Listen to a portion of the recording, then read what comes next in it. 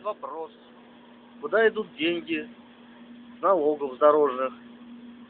Мы видим, как укладывается асфальт в лужи в городе Самара, улица Куйбышева.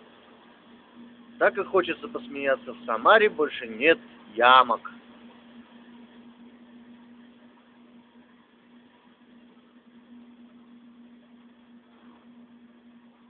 Вот интересно, что бы на это сказал Владимир Владимирович Путин? Как бы он отреагировал на такой ямочный ремонт? И куда смотрят местные самарские градоначальники? Что за жалкая пародия на ремонт автодорог?